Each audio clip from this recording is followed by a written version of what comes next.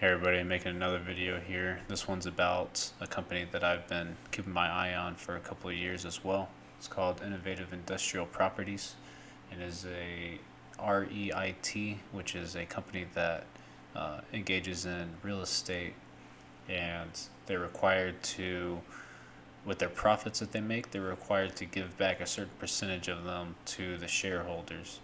So I think they have to give back something like 70-80% of their profits back to the shareholders. So they pay a pretty high dividend. I want to say 4.5%. We'll get into all the details. But cannabis is a very unique market for a company like this to exist, because a lot of marijuana companies here in America, they are unable to acquire financing. They can't deal with any banks. They have to handle all their transactions in cash, and so this sets up Innovative Industrial Properties to benefit from that situation, where these companies don't have a lot of financing up front. They can't buy their own facilities. If they need to expand, they're kind of out of luck. So Innovative Industrial Properties comes in acting sort of like a bank. They're the ones that own the properties, and they make investments in conjunction with the companies that they rent their facilities out to. So this company's been growing pretty significantly ever since I've been watching them. I'm going to go to a website called Hypercharts I like to use for a lot of companies.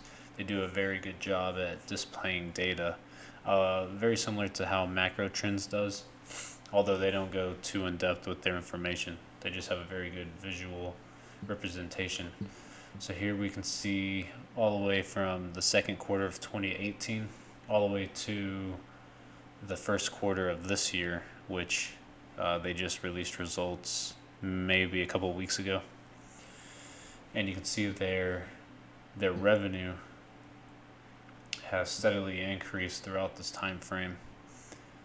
And we come down here, we can see their operating income has followed suit. So pretty much the more revenue they make, the more operating income they have. They have very high profit margins, and so they do make significant investments into their properties, and they do acquire additional properties, but they're just able to profit so much off of the revenue because they don't get involved in the production of manufacturing cannabis products themselves. They're only concerned with collecting rent. So once they own the property and they have the property leased out, it's all revenue and pretty much all profit at that point. And here it breaks down their net income. A couple years ago, they were bringing in $1 million a quarter, and now they're bringing in this last quarter almost $35 million, which would be probably like $120 million for the year. And their market capitalization is relatively low as well. And here we see their operating margin 61, almost 62%, profit margin 53-54%. So pretty high profit margins. And their operating expenses, their property expense is extremely low. General administrative next, and then depreciation expense. They're always making upgrades to their facilities. And their growth, we can see that their revenue and operating expense have come down significantly over time. However, their revenue growth year over year, being the lowest that it's ever been, is still sitting at 50% year over year. So if their revenue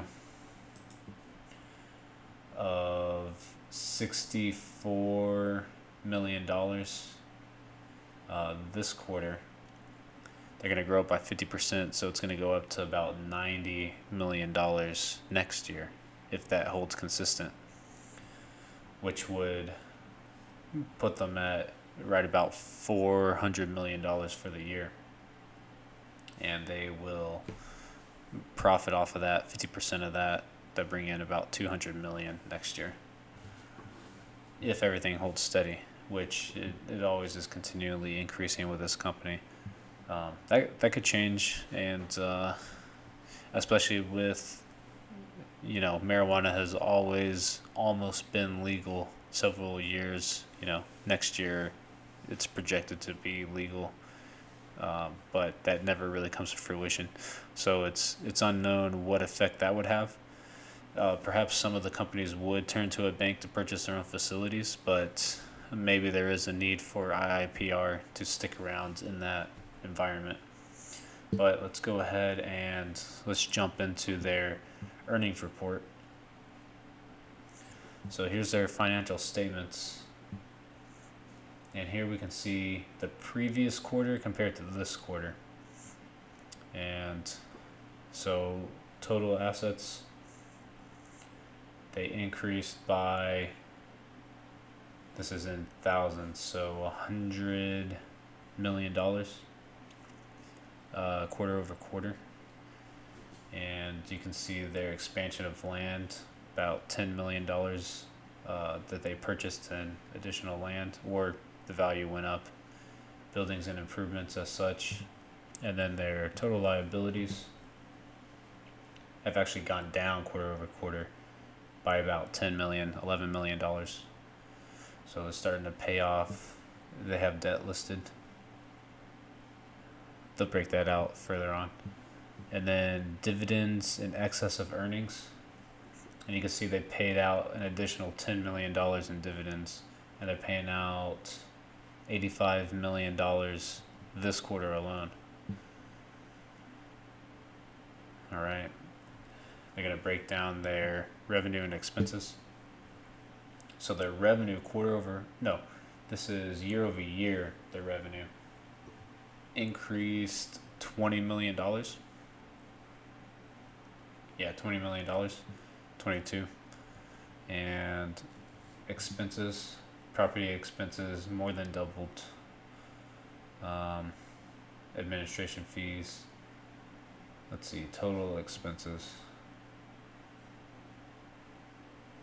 went up about $9 million. Income from operations went up $10 million. Net income went up $10 million. Preferred stock dividends, and let's see. Net income attributable to common stockholders on a diluted basis was 1.32. So they reported an EPS, earnings per share, of 1.32. And I think that investors were expecting 1.36. So technically they came in under investor expectation. So that'll put negative pressure on the stock, even though it is significantly higher than last year. Is this last year? Yeah. Last year they were at 1.05 dollars per share last year, and this year 1.32 per share. And let's see what else. This is a pretty straightforward company in terms of buy properties, lease them out, just like it'd be like running an apartment complex. You fill up all of the rooms, collect your rent, and occasionally make repairs. But in their case, they're always expanding onto existing properties. I want to bring up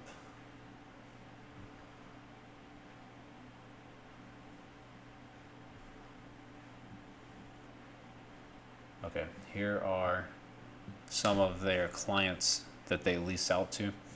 PharmaCann Incorporated. They have 11 different properties and they make up 14% of their rental income. SH Parent Incorporated. They lease 4 properties. Ascended Wellness Holdings, 4 properties. King's Garden, 7 properties. Columbia Care, 21 properties.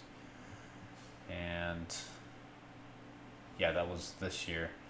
And last year, you can see the significant jump from PharmaCann from 5 to 11. SN Properties from 3 to 4. Cresco Labs, which I'm no longer seeing up here, is Cresco Labs no longer renting from them. Curaleaf Holdings, I'm not seeing. Green Thumb Industries, not seeing. So they picked up a couple new ones here: Columbia Care, King's Garden, and SH Parent Incorporated, and then lost a couple here. Is what it's looking like.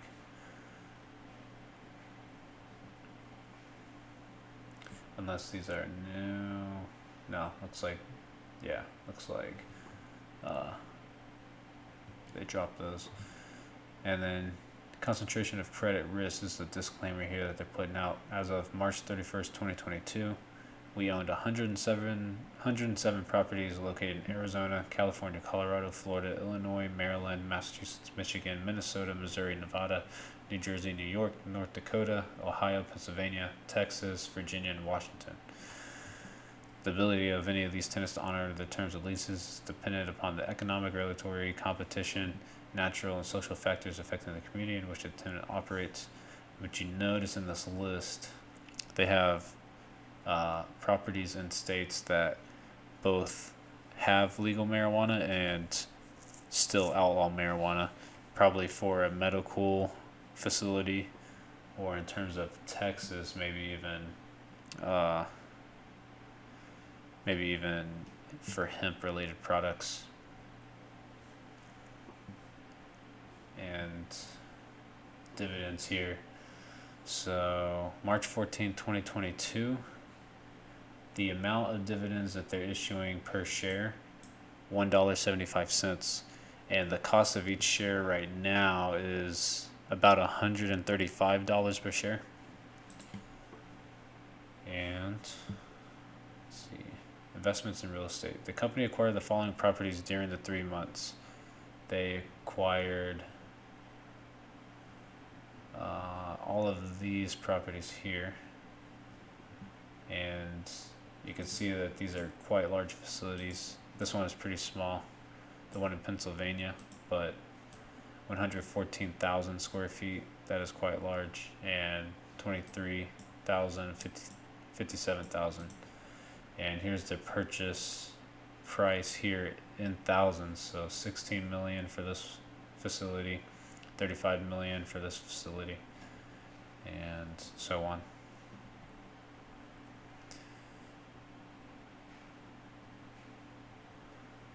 Let's see what else. Yeah, like I said, this is pretty basic of a company to invest in. I'm hoping that they break out their debt.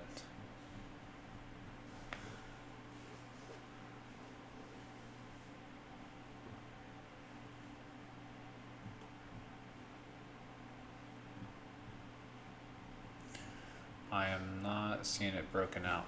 We're going to jump over to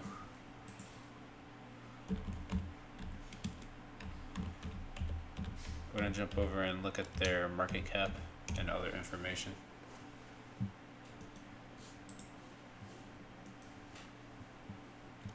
Yeah, so they're $134 a share, and I believe their all-time high is $270 a share. And I would like to see their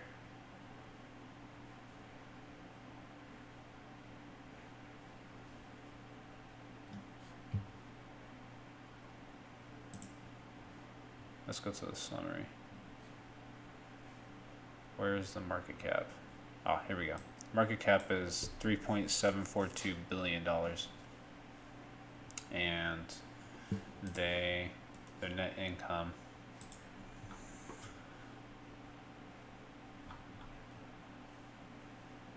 $35 million for this quarter, which would put us at probably $140 million for the year if consistent which we know it'll grow. And then times 10 would be $1.4 billion. Their market cap is $3.742 billion. So they're a little overvalued, but then you ask yourself if the dividend is worth anything to you. And their PE ratio is 29. Their price divided by the earnings ratio is 29, which we're always saying here that should be closer to 15. So it is a little overvalued. And EPS of 4.55, which we're always saying should be closer to 1. But the thing that kind of throws it off is the dividend, which as you're seeing here is 4.71%, which is pretty high for a dividend stock. Usually you find 1 to 3% being average. Their dividend yield percentage is so high just because of their net profits, and that's continuously growing. It's been growing ever since I've been following them. So yeah, this is a company to get you exposure in the cannabis market if you're interested, and I believe it's one of the only cannabis companies that is profitable, although they don't directly sell any product, but they do provide a dividend, and there is the uncertainty behind legalization, what that does to this company. If I were speculating short term, I would say if marijuana is legalized, investors would sell out of this pretty heavily until they see evidence that the revenues and net income continue to flow and that they continue to fill their properties with tenants, which, I mean, you can look across multiple industries, and there's always renters to fill buildings, as long as you have the huge warehouse and all the infrastructure set in place. I don't see why they would take too big of a hit, but in terms of share price, I would expect that to be negatively hit by speculation in the short term. Whenever legalization does come, I know it's been on the cusp for several years, but anyway, that's another pretty good company that I keep my eye on, and check it out, do your own research. Of course, there's risk with all this stuff, as we saw with Jinko Solar, Canadian Solar, two pretty solid companies. Out of nowhere, they can have delisting risks. So always take a look into stuff and know kind of what you're getting yourself into. Thanks.